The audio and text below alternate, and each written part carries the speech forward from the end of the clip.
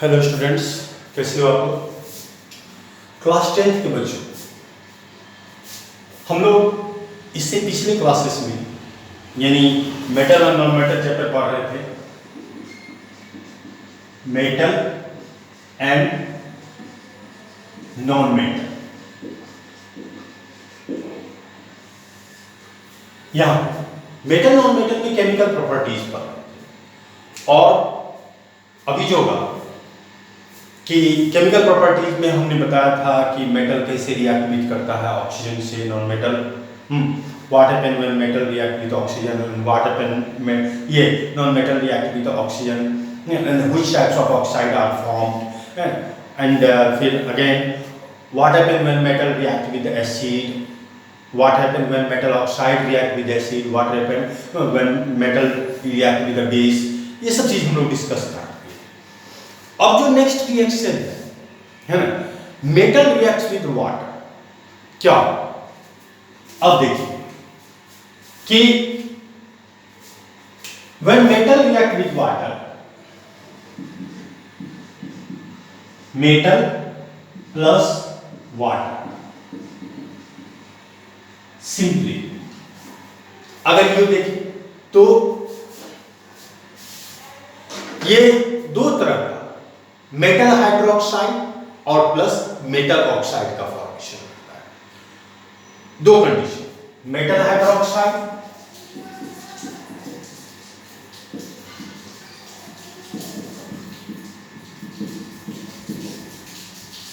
कुछ केसेस में, पहले देखिए अब मेटल हाइड्रोक्साइड किस केस में होता है, पहले यहां से देखिए ध्यान से। सम मेटल ऑक्साइड जैसे पोटासियम, सोडियम, कैल्शियम। पोटासियम पहला, पोटासियम, सोडियम एंड कैल्शियम। ठीक, these metal react with cold water to produce metal hydroxide। जैसे पोटासियम प्लस वाटर तो क्या प्रोड्यूस करेगा? KOH plus hydrogen gas release. चलिए देख लीजिए, सोडियम प्लस वाटर क्या प्रोड्यूस करेगा? NaOH plus H2। बच्चों पता है ये when सोडियम और potassium react with cold water to produce sodium hydroxide or potassium hydroxide with hydrogen gas, these reactions are highly exothermic and more violent। काफी खतरनाक है, इसलिए कभी भी लेबोरेटरी में, लैब के अंदर खुद से अकेले करने की कोशिश न करें। ओके, क्योंकि tremendous large amount of heat are produced during the reaction, बहुत ज्यादा, और एक्सप्लोजन भी हो सकता है। तो इसीलिए है ना, क्योंकि potassium and sodium are highly reactive metal according to the reactivity series, and these metals are always kept in a kerosene oil। Okay, so इसलिए यहां पे, और इसके बाद आता है calcium. Calcium is also react with cold water to produce calcium hydroxide with hydrogen gas। It is also exothermic reaction, but it is a less violent in comparison to this, in comparison to potassium or sodium। ठीक, ये least violent। तो potassium, आप ये याद रखेंगे कि potassium, sodium, calcium react with cold water and to produce hydroxide, metal hydroxide with hydrogen gas. हमने पहले ही बताया था कि आप कैसे समझेंगे कि वहां पे हाइड्रोजन गैस प्रोड्यूस्ड हो रहा है। अब जैसे ये मोस्ट रिएक्टिव मेटल है according to the reactivity series, यहां पर तो आपको पता चल जाएगा क्योंकि फायर बर्न हो जाएगा, आग प्रोड्यूस्ड हो जाएगा, हीट निकलने लगेगा। ठीक, लेकिन उस कुछ ऐसे भी मेटल्स हैं जो हम लोग आगे देखेंगे कि वहां पे हाइड्रोजन गैस रिलीज होता है लेकिन आपको पता नहीं चलता। तो उस कंडीशन में किसी भी रिएक्शन में कोई हाइड्रोजन गैस रिलीज होता है तो आप वहां पर क्या करते हैं, हम क्या करते हैं कि बर्निंग कैंडल या मैच स्टिक ले जाते हैं टेस्ट ट्यूब के पास, और जैसे ही बर्निंग कैंडल या मैच स्टिक ले जाते हैं तो वहां पर क्या होता है कि पॉप साउंड प्रोड्यूस्ड हो जाते हैं।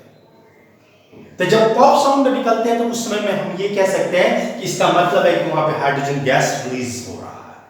ओके, नेक्स्ट ये है दूसरा magnesium ribbon. Magnesium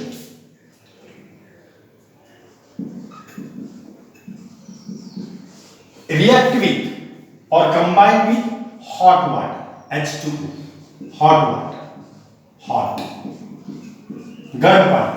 It does not react with cold water.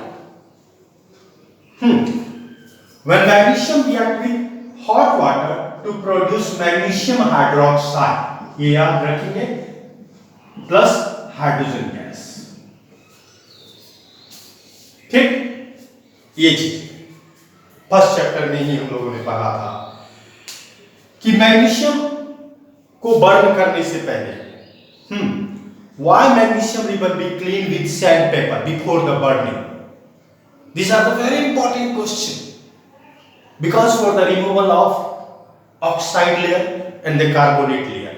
We know that according to the reactivity series, magnesium is the most reactive, also most reactive element. And when it is kept in an open places, it form a oxide layer or a carbonate layer. So it is necessary to remove these layer with a sandpaper before the burning.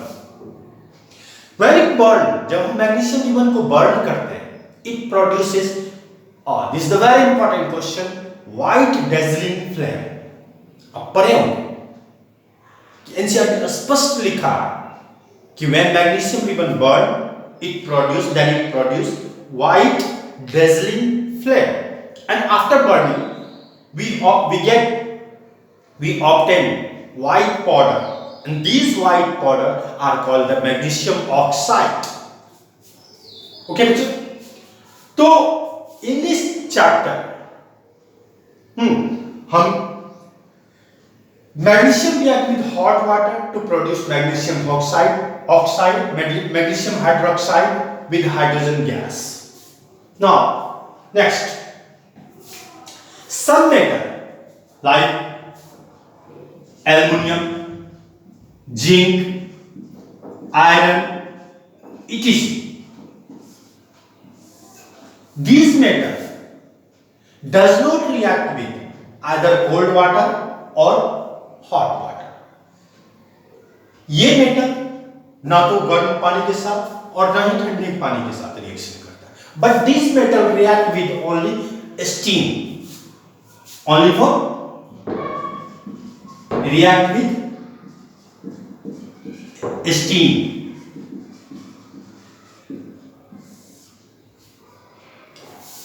अब देखिए इसका बेहतरीन example, जब हम लोग first chapter पढ़ने लगे थे तो उसमें कोरोजन बताए थे। कोरोजन में आयरन में rusting of iron,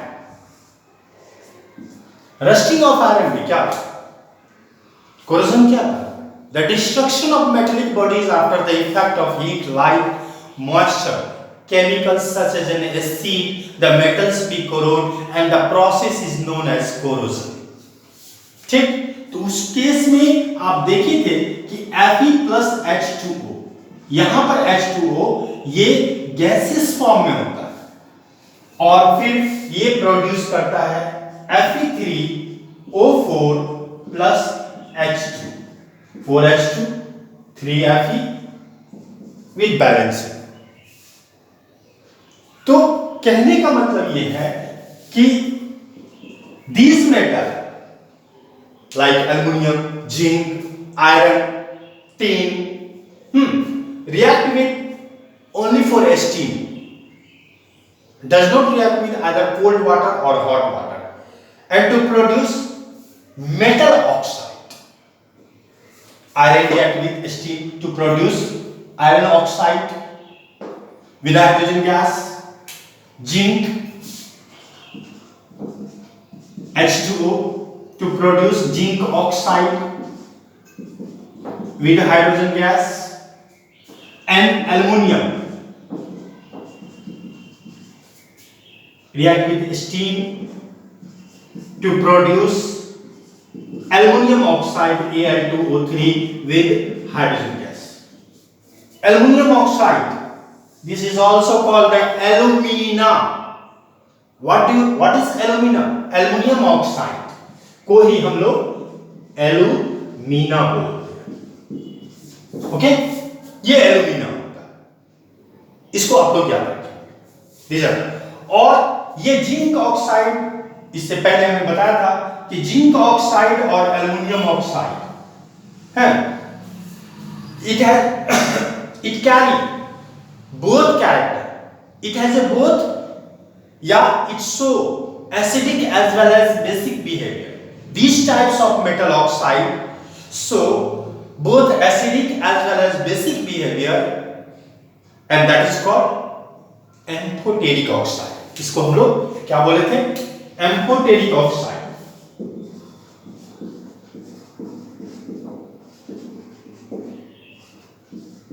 This is very important. What do you mean by amphoteric oxide? Some metal oxide like zinc oxide and aluminum oxide show both behavior like acidic as well as basic, and these metal oxide are called the amphoteric oxide. ठीक है बच्चों, इसके बाद यहां तक समझ गए होंगे. Some metal like copper, mercury, silver, gold, platinum,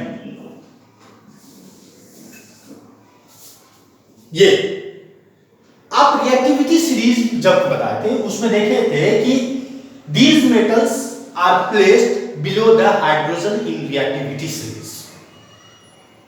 जब ये हाइड्रोजन से नीचे है, these metals does not react with any form of water. Water के किसी भी फॉर्म के साथ ये रिएक्शन नहीं करेगा. इसको याद रखें. क्वेश्चन पूछ देता है, which types of metal does not react with any form of water? है ना? The metals which are placed below the hydrogen in reactivity series does not react with any form of water. As for example, copper, mercury, silver, gold and platinum. Okay? तो आज के लिए इतना ही रहने दें. Next class में हम लोग केमिकल बॉन्ड के बारे में पढ़ेंगे. What is chemical bond? 10th class में केमिकल बॉन्ड में आपको आयनिक बॉन्ड और इलेक्ट्रोवैलेंट बॉन्ड और कोवैलेंट बॉन्ड के बारे में पढ़ना है.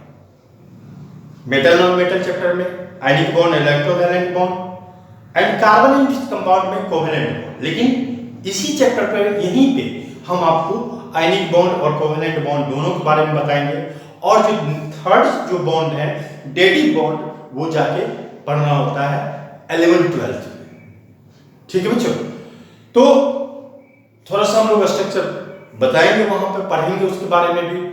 तो नेक्स्ट क्लास में ये ना आप देखे होंगे बुक में, एनसीईआरटी बुक पढ़े होंगे कि उसमें दिया हुआ है कि what happen when metal react with the non metal. वही तो है यार, आयनिक बॉन्ड का फॉर्मेशन करता है. उसी के बारे में पढ़ेंगे, स्टडी करेंगे. This are the important. ठीक,